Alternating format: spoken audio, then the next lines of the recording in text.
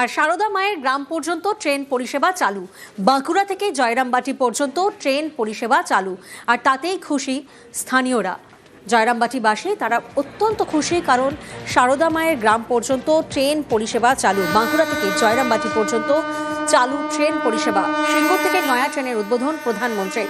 Bankura Jayrambati train পরিষেবায় খুশি বাসিন্দারা।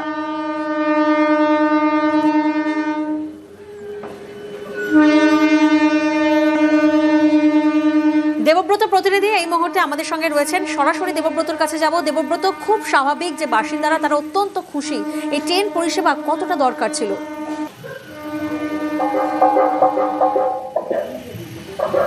একদমই মায়ের গায়ে চললো ট্রেন, কারণ এই পরিষেবা অত্যন্ত প্রয়োজন। শুধুমাত্র এলাকার যে অর্থনীতি উন্নত হবে তাই নয়, এলাকার পর্যটন থেকে শুরু করে শিক্ষা সমস্ত বিষয়ে কিন্তু উন্নতি সাধন করবে।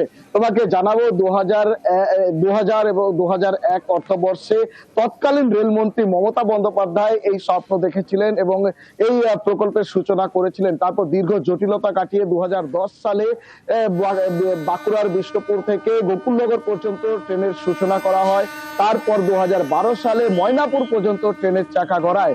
এরপরে ভাবাদিঘির জটে দীর্ঘ জটিলতায় আটকে থাকে। ভাবাদিঘির জট যখন কাটতে থাকে, তারপর রেল দপ্তর কিন্তু যুদ্ধকালীন তৎপরতায় রেলের পাত বসাতে শুরু করে।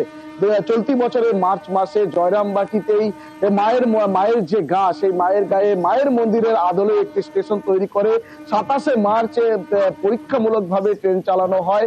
তারপরে রেলওয়ে সেফটি তারা গ্রিন সিগন্যাল দেয়। আজ সিঙ্গুর থেকে নরেন্দ্র মোদী অর্থাৎ প্রধানমন্ত্রী নরেন্দ্র মোদী তিনি সূচনা করলেন মায়ের গায়ের এই ট্রেন। যেটা জানা যাচ্ছে, এই ট্রেন ভাবাদিঘির জট কাটলে হাওড়া পর্যন্ত চলবে। বেশ,